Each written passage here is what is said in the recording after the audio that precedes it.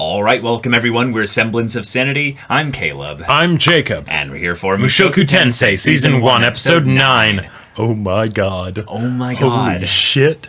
We are going. This has gone the full high fantasy route. We have had multiple power ceilings established. Yep. We don't even know really all the context of who they are or what they're doing.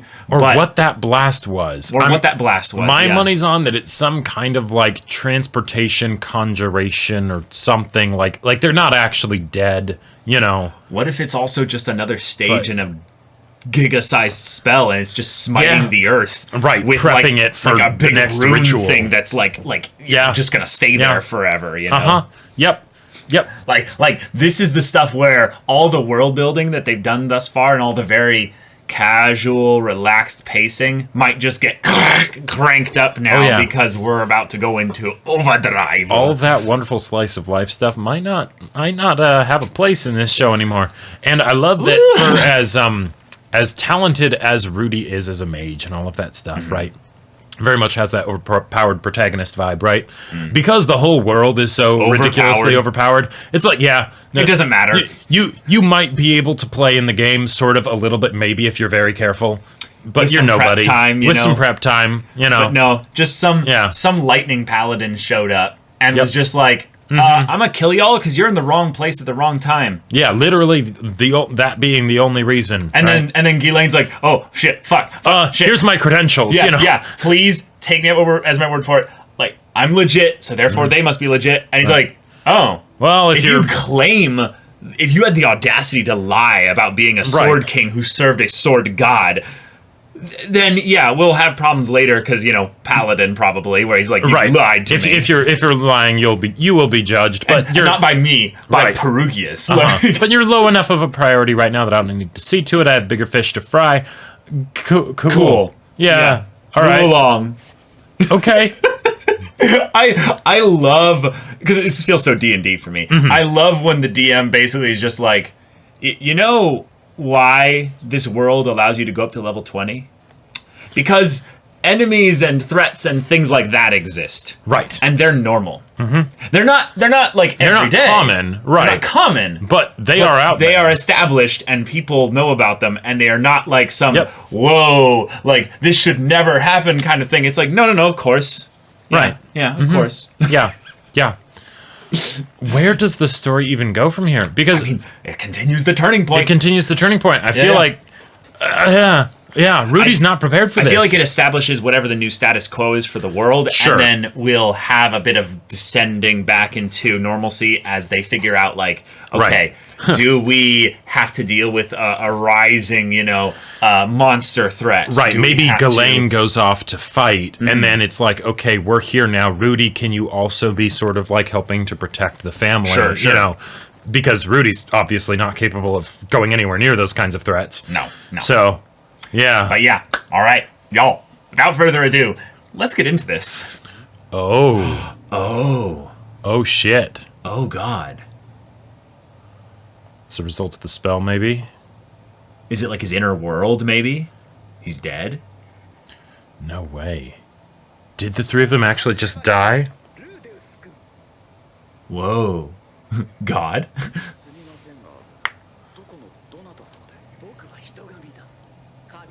The man god. What?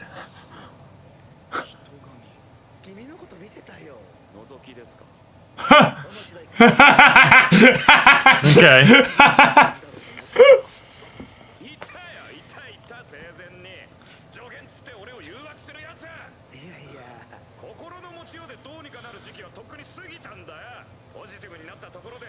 Oh. Yeah.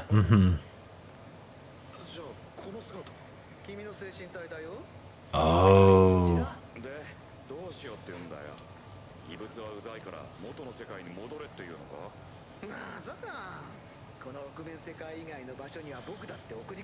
Six-sided world? Wait, what?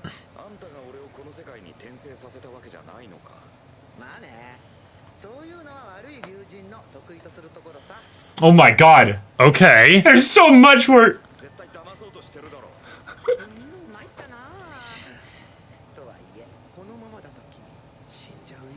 Oh.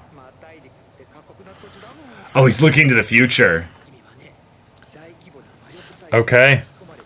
Transported, yeah.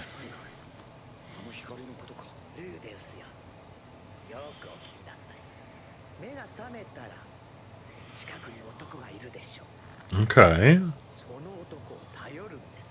Holy shit. Well, okay.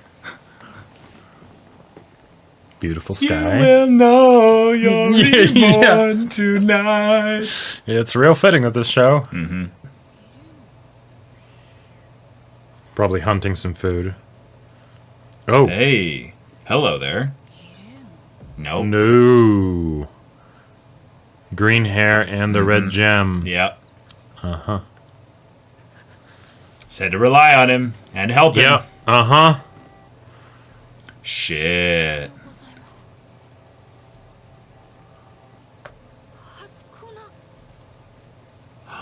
Whoa. Whoa, yeah. Oh, that's right, because Yeah. he learned a bunch of different languages. Uh-huh.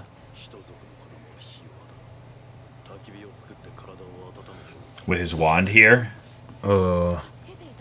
There's 5 fingers on that. Mm-hmm.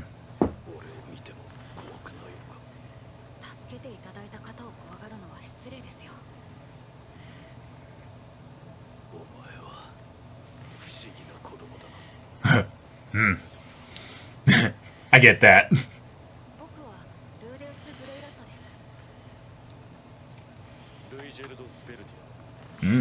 All right.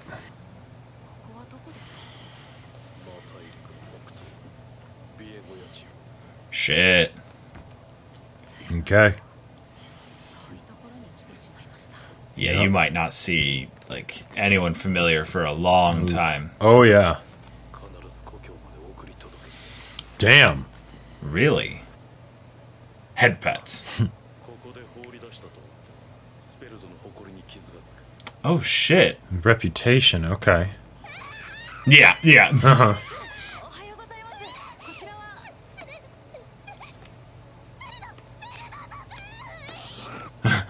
Doesn't have a weapon, yeah. Yeah. This is what he expected to happen. Mm-hmm. See? You're a straight shot. Yeah, that's it! Yeah.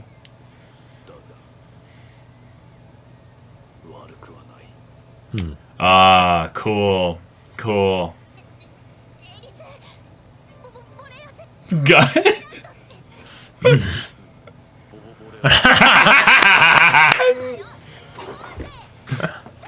Hey, there we go. I stuttered. Yeah. Got it? Yeah, yeah.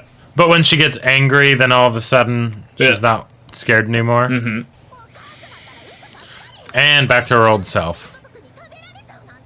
Uh-huh. Ugh.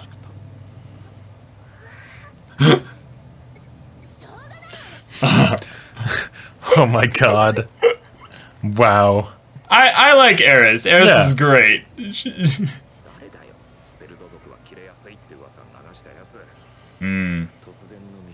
Propaganda. Indeed. But yeah, he's gonna help them. Like, get all the way back? Like, The long ass way. yes, it will be, Eris. This is not going to be I'm waiting for it in the trudge montage. through New Zealand, you know? This Yeah, is- exactly. As they go for her, like, boisterous self to suddenly become like, Oh, God. Yeah, already, yeah. Ah, that's very useful. That will be very helpful, yeah. Yes. Yep. Food. Nice. Oh! Shit! Oh, they were just double tapping to make sure it's actually already dead.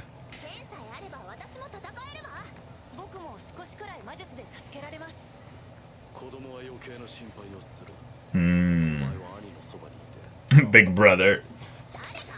He was trying to give head pats again, and she's like, no! Yep. Ooh, Okay. turtle or tortoise shells for Yeah. the tops there. Yeah, yeah.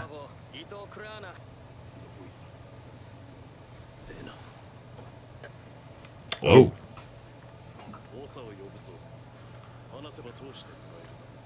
Now, that kid's not a spared.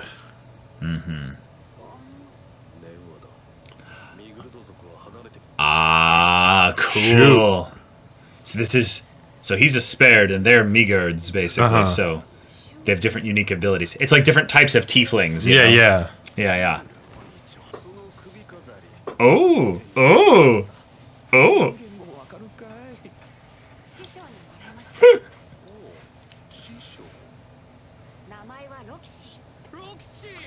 Oh, wait! No way! Wait! Blue hair! Oh, yeah! Oh, shit! My sister! Your daughter? What? Watch, it's something where, like, because they're demons, they live for a really long time. Yes, so but... so he might be like 60. Yeah, but he looks like he's a little teenager.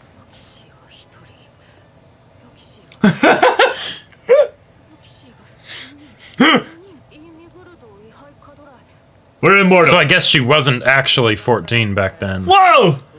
Okay. 200. Oh my gosh, yes. What's funny is, I feel like that's around the age that Rudy actually is. Yep. Yeah.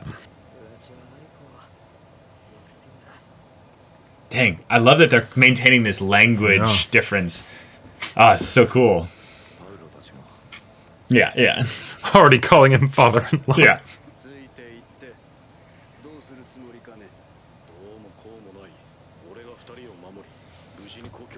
Yeah, tell us why, though. Oh. Mm-hmm.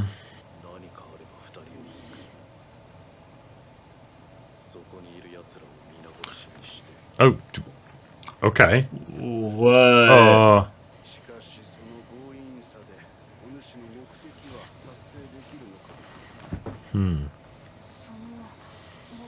Yeah, can you speak a little bit more plainly? What's going on here? Gotcha. Oh. Just in its entirety. Yeah.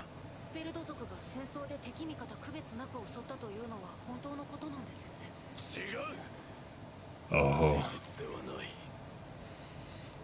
Ooh. Oh, shit. Okay. Okay, give us the lore, man. Give us the lore. Mm-hmm. Yeah. Meanwhile, the human god is reeing that it's so easy to get Rudy to listen to lore. Mm-hmm.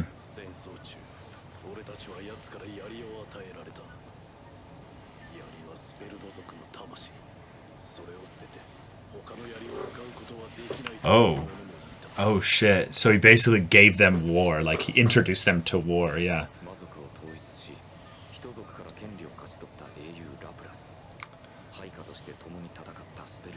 Oh, crazy. So he was a hero originally. Gotcha.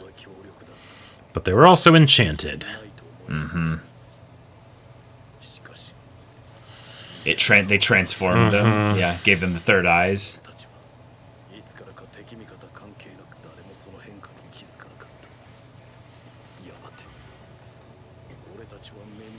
Oh god. Well.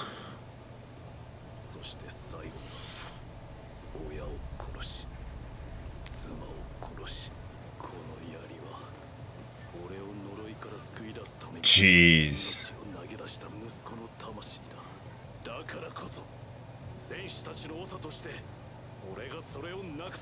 Oh, he's the leader. Help him. Yeah. Help him. That's what. Mm-hmm. Yep. That's what the man god said.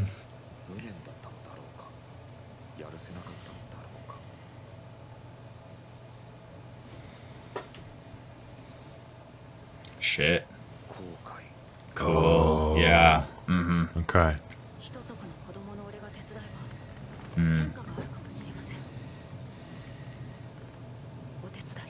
Yeah. It'll start a new story. Yeah. Yeah.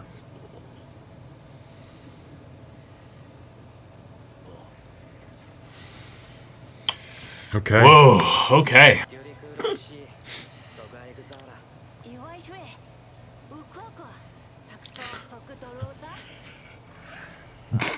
No, he says with a smile. That was great. Oh man. The mom got so. we're starting a band of misfits. Yeah, Isn't it great? We're almost a proper adventuring party now. Oh. Yep. All right. Nice balance. Oh. Let's go. I'm so excited for this. Me too. This is so good. A chance encounter. There you go. Oh. Wow. Oh my god. Here we are. And this is in the same episode where we just got revealed that there are multiple gods. Holy lore. Oh my god. And Literally. change of the status quo. Yep. We're on the demon continent now. New arc. Awesome. Yep. New characters.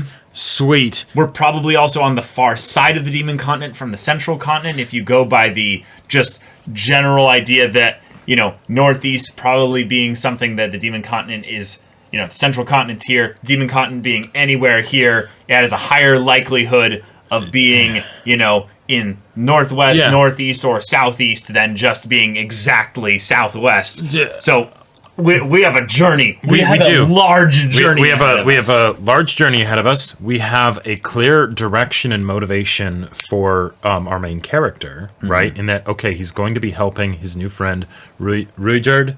Ruijerd, yeah. Ruijerd Spurdia to dispel the reputation of the Spurds. Which boy. is because Laplace, when he was considered to be a hero, Right. went and united the demons and brought about rights for demons with the humans, then ended up giving all of the Spurds cursed spears that they then used to rampage Everywhere. everywhere. Yeah. In some ways, the really dark and twisted side of this is that he didn't mention, Ruijerd didn't mention that those with spears attacked each other. So there was some kind of solidarity Sure. in the idea that, oh, no. We're just going to kill everything. Yeah. Well, right. But they killed their families, is the idea. Right. But their families didn't have spears necessarily. Right, yeah, and he mentioned that there were some who didn't take the spears. They held on to their old spears because cultural thing. Yep. Cool. But then they ended up dying. But he ended up apparently, whether he killed his son or his son killed himself. or something I think happened. it's implied that his son killed himself. Yeah, I so that he wouldn't have to.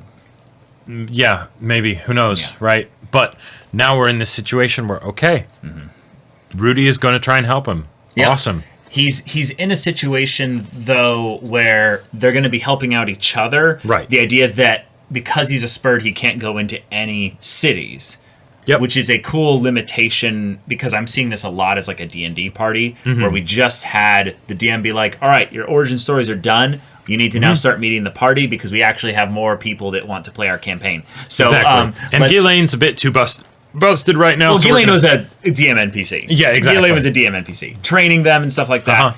But now, in order to have a demon join the party and their backstory to make sense, they need to be transported all the way to the other side of the world, basically, and have this little journey that they go on. And 3 is pretty much an adventuring party. The only reason why it's not fully one in my mind yet is because you need kind of like that dynamic where Ruijerd has someone that he can interact with that isn't basically a child here, so it's not like him being their guardian, like him being the new DM NPC, if that makes sense, you know? Yeah, and you know, there was the acknowledgement of like, oh, okay, you're a bit different, Rudy, and even him thinking that Rudy was older than Eris because he was, you know, he wasn't acting like a child. He wasn't acting like a child, right? Yeah. That was great. I liked how they showed through Eris what the traditional expected response is, and why it's so important that he then makes this change because it's needed. Yeah. But then we also got to see, because we're on the demon continent, we got to see Roxy's family. Yeah. Awesome. Yeah. That was great. That was super sweet. Short, all things considered. You know, basically just a pit stop. Yep. Yeah. But okay, cool. And she's 44. That's hilarious. There you go. Right. Of course, but also the idea that, actually it's a pretty reasonably young age as far as like, you know, meaghards go for demons, because that's basically a fifth of the maximum lifespan. So essentially, for humans that live to be like 80 to 90 or what have you. It's about 16, you know. Yeah, right. Yeah. Now, but one of the things that I like that this kind of brings up, because we got to see an actual culture with people that lived to be a couple hundred years old all across the different age ranges. Sure. Yep. Elves are kind of like the stereotypical way that that's explored in a lot of fantasy stories and stuff, and I feel like that never has actually gone into of the, wait a minute, no. Yep. How much would the mindset of someone change if they were going to live for centuries, right? And since we have that being brought up in sometimes an uncomfortable way with Rudy, in that he got, reincarnated into this young body, but he's still an old person, that's kind of the same sort of thing that you would have with any kind of race that lives for a long time, right? Yep. Like, which kind of throws a new like showcases maybe just how the whole idea of like, ooh, the person that's like 20 that then falls in love with the elf that's 200. It's like, wait, no, hold on. Hold on. Well, just calm down just a minute.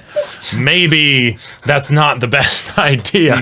Because also the idea that he's like, oh, can I call you father-in-law? And then No. the mom's just like, And the dad is just still smiling. No. yeah. Jokes aside, but right. let's continue. I loved that little exchange there. Oh yeah, that was wonderful. That was wonderful. And of course, it's also a way to have just extra comedy with Rudy, because he's just like, wait, a whole village of Roxys. Roxy 1, Yeah. 2 Roxys, 3 Roxys, 4 Roxys. So many goddesses, right? Like, think of the holy relic, Yeah, yes. But okay, But yeah, lore, God, a god, one of a couple, one of at least 2, and 6-sided world, and one of the gods is into reincarnation, but not this one. But we do know which one it is. It's the evil dragon god, the wicked dragon god. Okay, and also the personality of the human god, the man god, was kind of like a playful trickster joker of some kind. I actually kind of loved it. Like, it had just those elements of like fey whimsy without the like darker side of the fey whimsy, where it's like, no, seriously, I'm trying to help you out. I'm trying to help you, man. Right. Like, and while I probably also have some things that I'm trying to make happen for my own goals or whatever, no, you're in a pretty bad situation here, right? Yeah. Like, not that you're going to die immediately because you got wounded by the blast or something. No, you're just in a very hostile environment. You don't have the tools to survive, but there's someone that can help you if you will let me tell you about the stuff. I love also the idea that you could tell that this god was not limitless in their power, but also very like, oh, I have localized perception. Meaning, like, I'm not omniscient. Like, of course I watch you.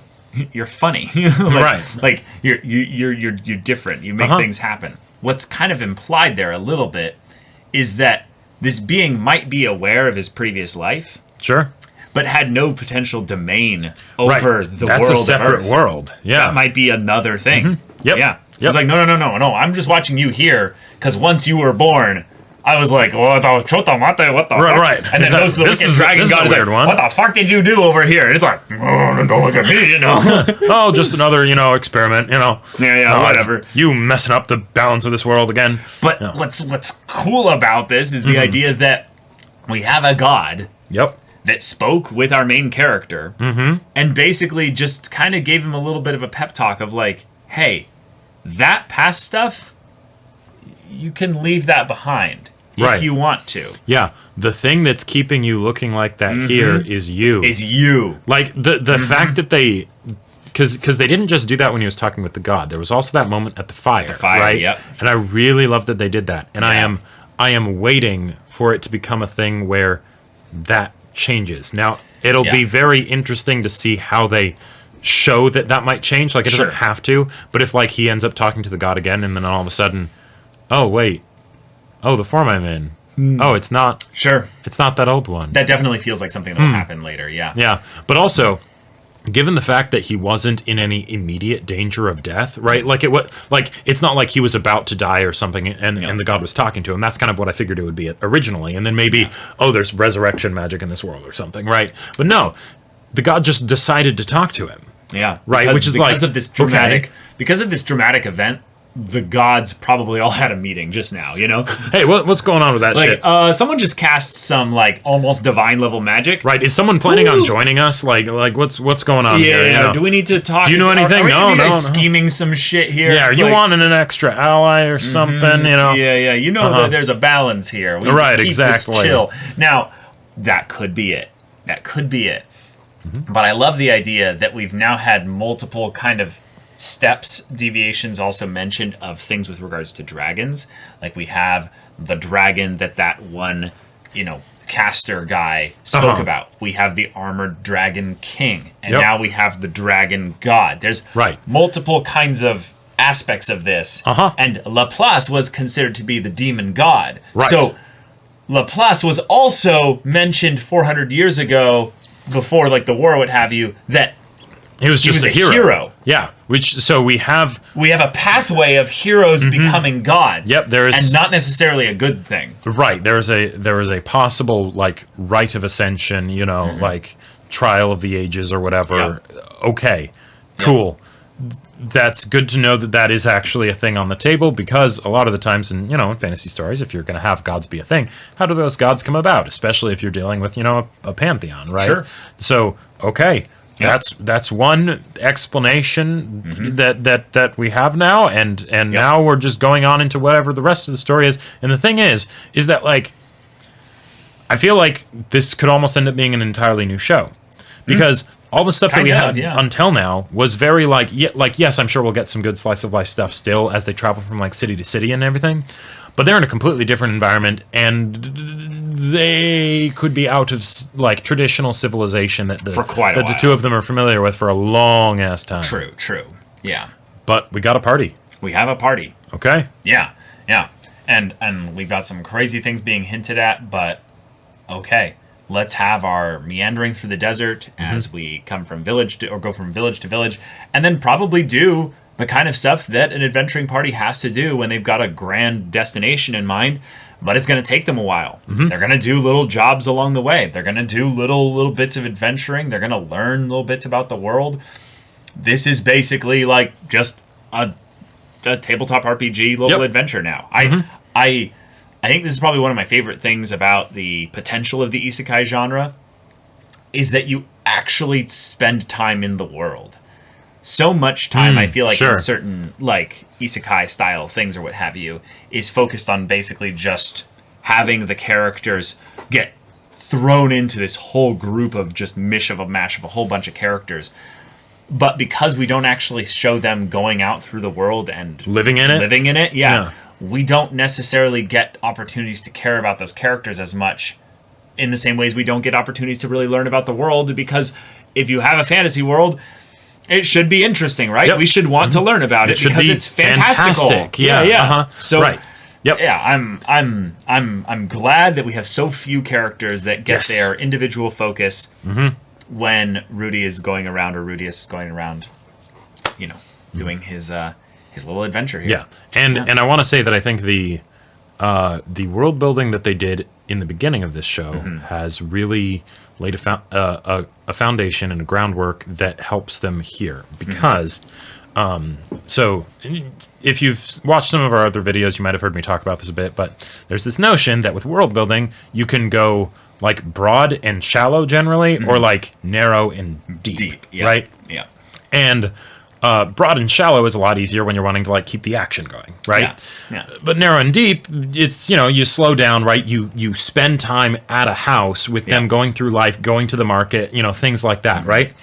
When you do that, you can kind of then just outline the rest of the stuff in the world, and the audience will assume that the reason that we don't get information on that stuff is because it's not relevant right now. Right. But if we ever go over there, then we'll go narrow and deep. Then we'll go narrow and deep, right? Yeah. And we'll get to see all the stuff that is there. It's just sort of, hidden right now. And this is the best thing about comparing it in some ways to D&D or any kind of tabletop RPG, is that a DM makes it up as you go. Well, makes it up as they go. But what that means is then for the party, they're only going to give them the outlines of those things that are, passing questions or what have you, because they might not have even formed what all that stuff is yet. But when it becomes relevant to the story, the party now has a framework for what that stuff is kind of like, because the outline was established Earlier. And because we spent all of that time going narrow and deep in completely different areas with his parents' home, with the Grey Rat Mansion and all that stuff, right? Magic. Yeah, magic. Now we can introduce these different cultures and touch on them very lightly. Very lightly. He doesn't spend much time in the Meagards. the Meagard area, right? They have telepathy. They have telepathy. There you go. There you go. They have blue hair and 200-year lifespan. 200-year lifespan. There you go. There's Roxy's family, and we're moving on, right? And we're going. And the Spaireds, right? You meet one Spairед who basically gives us some exposition about their people, and that's basically it, right? Yeah. In another story, if we didn't have that foundation set up that this world is rich and we will go into things in depth, you might hear that and just think like, okay, so there's just sort of a cliche with like some different color for the different, demon peoples. There won't be any narrative consistency towards it. Yeah, exactly, right? That doesn't necessarily mean anything. It's just flavor text. It's flavor text, right? Yeah. There you go, right? But because we have all of this stuff here, when that kind of information is presented to me, I take it a lot more seriously because I'm like, okay, cool. We might get to a point where we actually spend a lot of time with the Spaired that are left, and we might get to know them on potentially a similar level to how we got to know the Grey Rat family, right? Yep. We're not right now because we're traveling and we're not going to stay in one place too long, but that could happen. Right? And when they go into whatever cities or villages that they also go into on the way back home, that kind of setup basically from other world building will be able to have that same kind of effect. It's a reinforcement of the things that you've already established. It's something that's really, really encouraging to see in a high fantasy story, where I prefer personally that you go narrow and deep. Yeah. Shallow and wide is great, I would say, for more of the low fantasy stories. Low fantasy, and I would say also things where... there's more connections to the real world. More connections to the real world, because then you don't actually have to, come up with something completely new. It's, you understand what it's like to be at high school. There you go, right? Which is, I want to give a little bit of meta commentary here, which is why I've been, so negative in some ways about the idea of a lot of what isekai is doing right now, because isekai is starting to get to that point where they're assuming you've watched all the isekai, they're going to make fun. It's another video game world. It's another thing and you just then can just assume, it has all these other things there, so we won't actually touch on them because you've seen this world probably a dozen times. And the thing is that you can do that, but there's, that's better for the comedy. It's a shifting of focus, right? Yeah, it's more for the comedy because it's basically saying the world isn't actually important. It doesn't matter. It's a means to an end, and we'll do this other stuff. But with this show, it's deciding the world is going to be very important. It makes it super cool, and here you go. I am 100% invested in the world, and then also the characters and the plot and all of that stuff. Yeah, but yeah, and hey, I mean, if this is where we begin the adventuring party, officially, because we now have a duo. Yeah, they're closely knit, right? Ruijerd, he's not in yet. But for us, he is in. Right. So now it's the thing of, okay, who's our fourth? Because everyone knows, party has to have 6. 6 is the perfect number. 6 is the perfect number. See, that's how you know that we usually play D&D in very large groups of people.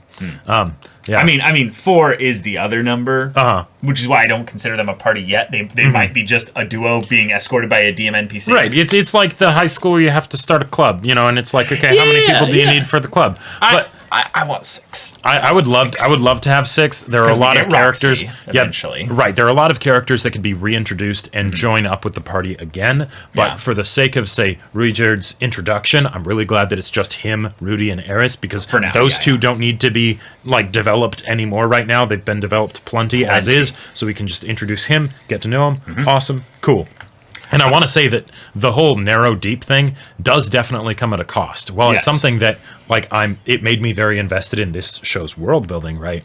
I could totally see someone, potential uncomfortable topics aside, get potentially bored with the fact that if they're wanting action, right, they don't necessarily get that right away, and it takes until episode 9 for us to get into the grand world plot conflict for Rudy, right?